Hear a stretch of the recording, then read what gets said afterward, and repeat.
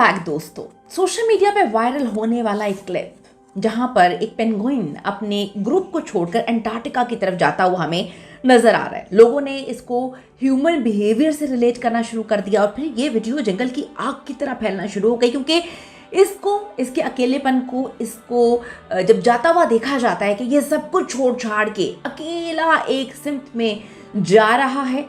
Human behaviour से इसको relate किया जाता है कि जब इंसान थक जाता है, हर चीज़ को छोड़ देता है, हर चीज़ से उकता जाता है, वो अपने मेंटल पीस के लिए जो है एक तरफ बिल्कुल अलग थलग हो जाता है। मजबूत बनाकर वो लोगों के हजूम से खुद को अलग करता है और खुद को मेंटल पीस दुनिया की किसी भी चीज़ पे डिपेंड नहीं करता और बड़े बड़े फैसले लेना शुरू कर देता है। इससे इस पेंगुइन के जो क्लिप को रिलेट किया गया। आज मैं आपको इसकी असल हकीकत से आगाह करूंगी और आपको पता चलेगा कि इस क्लिप की असल हकीकत क्या है, वो जो हमने अपने दिमाग के मुताबिक जोड़ ली या फिर कुछ और। इसके लिए आपको वीडियो को आखिर तक देखना होगा और अगर अभी तक आपने इस चैनल को सब्सक्राइब नहीं किया, आपको करना होगा ताकि हर अच्छी वीडियो आपको बर वक्त मिलती रहे।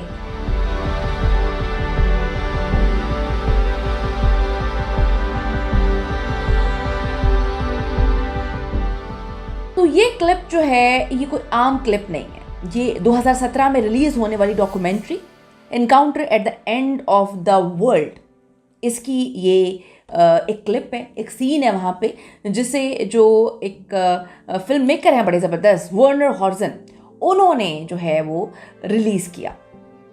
ये कौन जानता था कि 20 सालों के बाद ये जो डॉक्यूमेंट्री है इसका एक क्लिप सोशल मीडिया की जीनत बनेगा और आजकल का इंसान उसको इस हद तक अपने आप से रिलेट करेगा और इस मासूम जानवर के रहन सहन, उसकी नेचर में इतनी तकलीफ़ें, इतनी कुर्बानियाँ जो है वो दुनिया के सामने आएंगी जिस पर यकीन कोई इंसान नहीं कर पाएगा, क्योंकि इंसान समझता है कि उसी की ज़िंदगी में बहुत सारी प्रॉब्लम्स हैं, वो पता नहीं किस किस चीज़ से जो है वो लड़ रहा है। तो आपको बताएंगे कि जर्मन फिल्म मेकर हैं वर्नर जो है हॉर्जन इनका नाम है, जिसने दुनिया में एक बड़ा सवालिया निशान छोड़ दिया इस क्लिप के जरिए कि जो पेंगुइन है इसको अपनी कॉलोनी से अलग होते हुए समंदर के बजाय अंटार्कटिका के पहाड़ी इलाकों की तरफ जाते हुए क्यों देखा गया। ये क्यों जाता है?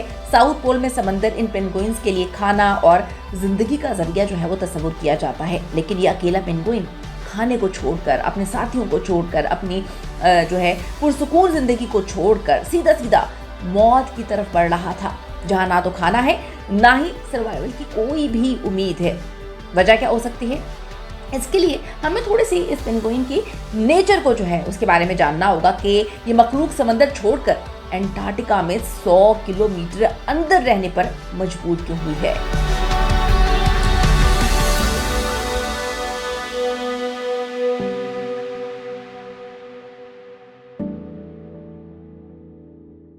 तो यह है दुनिया का सबसे ठंडा, सबसे खुश्क और तेज हवाओं वाला कॉन्टिनेंट, जहां पर इतनी तेज हवा चलती है कि टेम्परेचर -90 डिग्री सेल्सियस तक बड़ा ही पहुंच जाना नॉर्मल बात है। इतनी ज़्यादा सर्दी में अगर हम इंसानी जिस्म की बात करें तो वो ठीक तरह से खड़ा नहीं हो सकता। 10 सेकंड में ही इंसानी जिस्म जो है वो फ्रीज होना शुरू हो जाता है। यहाँ तक कि अगर हम उबलता हुआ पानी, इसका ग्लास जो है हवा में उछालें तो ज़मीन पे आने से पहले, गिरने से पहले ही वो जो है वो फ्रीज हो जाएगा, बर्फ़ बन जाएगा। फिर सवाल पैदा होता है कि पेंगुइन इस जानलेवा सर्दी में अपने दोस्त, अपने घर बार को छोड़कर क्यों जा रहा है? इसका जवाब है पेंगुइन्स के जो दुश्मन हैं और उनकी भूख में अंटार्कटिका की ज़मीन चाहे उनके लिए बंजर हो और मौत का घर हो, लेकिन इसके गिर्द जो समंदर है वो ज़िंदगी से भरपूर होता है।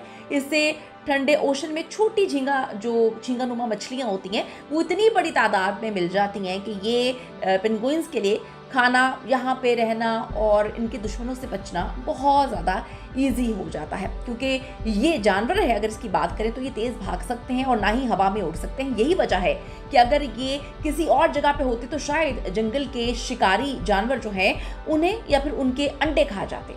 अब पेंगुइन्स की जो खुशकिस्मती है या खुश नसीबी कह लें कि ये अंटार्कटिका की सख्त तरीन सर्दी में भी दूसरा कोई खतरनाक जो जानवर है यहाँ पर कदम भी नहीं रख सकता, क्योंकि उनके लिए पॉसिबल ही नहीं है। तो पेंगुइन्स ने इस खौफनाक ठंड को, अंटार्कटिका को अपनी ढाल बनाया। कुदरत ने भी इनके अंदर इतनी सख्त सर्दी से लड़ने की जो है वो ताकत रखी हुई है, जो किसी मुआवजे से कम नहीं है। पेंगुइन्स की स्किन के नीचे जो है एक मोटी लेयर होती है, जिसकी वजह से ये वहाँ पे सर्वाइव कर सकते हैं। इतने ये जो है मजबूत अंदाज में वहाँ पे सर्वाइव कर सकते हैं कि बर्फानी हवाएं जो हैं उनके जिस्म तक बिल्कुल नहीं पहुँच पाती हैं। अब ये कुदरत का एक तोहफा है, लेकिन कुदरत कोई भी चीज़ मुफ्त में नहीं देती है।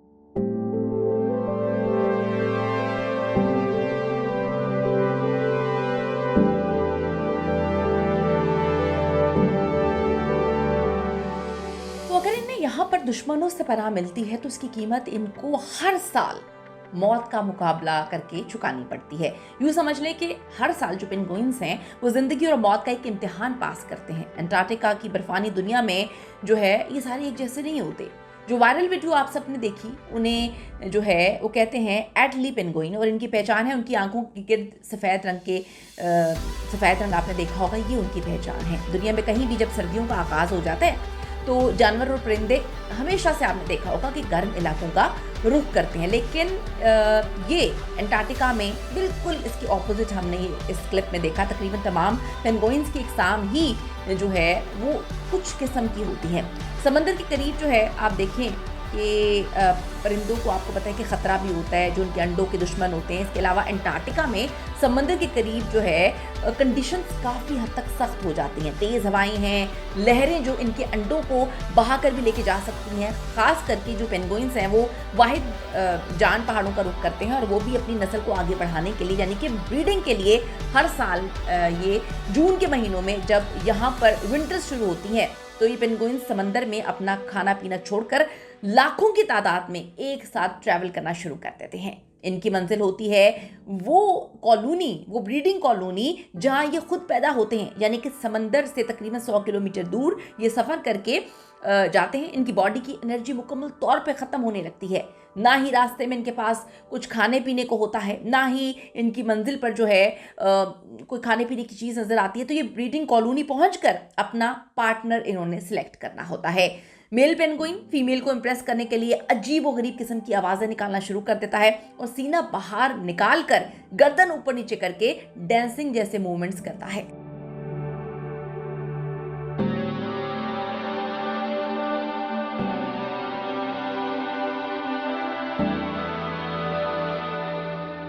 और जो मेल ज़्यादा सेहतमंद होता है उसकी सिलेक्शन बहुत जल्दी हो जाती है, और मीटिंग के बाद फीमेल सिर्फ जस्ट एक अंडा देती है भाई, और इस पॉइंट तक वो बिल्कुल एग्जॉस्ट हो चुकी होती है, थक चुकी होती है।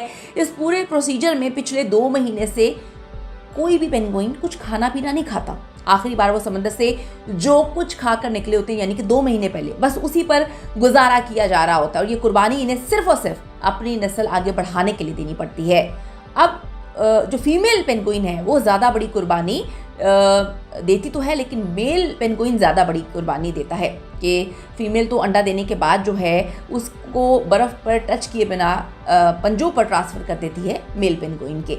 मेल पार्टनर के पंजों पर ट्रांसफ़र करती है और फिर सारी फीमेल्स दोबारा से समंदर की जानिब जाना शुरू कर देती हैं। इस दौरान जो मेल पेंगुइन होते हैं, जो ऑलरेडी 2 महीनों से भूखे हैं, प्यासे हैं, वो अपने पंजों पर अंडा रखते और इस तूफ़ानी ठंडे मौसम में एक दूसरे के करीब हो जाते हैं। इमेजिन करें कि अगले 2 महीने तक ये बाप बिना कुछ खाए पिए बर्फानी तूफानों में -डिग्री जो सेल्सियस टेम्परेचर चल रहा होता है उसमें खड़ा रहता है। वो अपनी जगह से टस से मस नहीं होता, एक ही जगह पे खड़ा रहता है ताकि अंडा नीचे गिरकर जम ना जाए। जब तक माँ वापस नहीं आती, बाप तकरीबन 4 महीने तक भूख और प्यास से अपने आधे वजन को खो चुका होता है।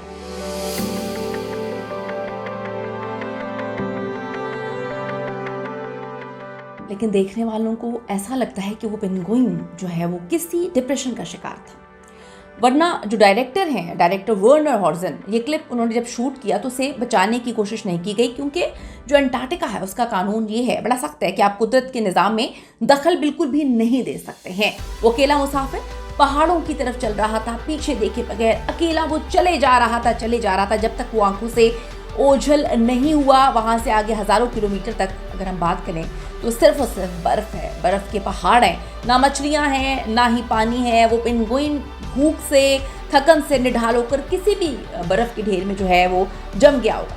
हमें बहुत सारी चीज़ें सिखाती है। ये चीज़ हमें बहुत सारी चीज़ें सिखाती है कि किस तरह से जो अपनी जान पर खेल कर एक नई ज़िंदगी जो है वो देता है। दूसरी तरफ वो भटका हुआ मुसाफिर है जो सब कुछ छोड़कर नामालूम मंजिल की तरफ निकल पड़ा और शायद उसकी उम्मीद ख़त्म हो गई थी।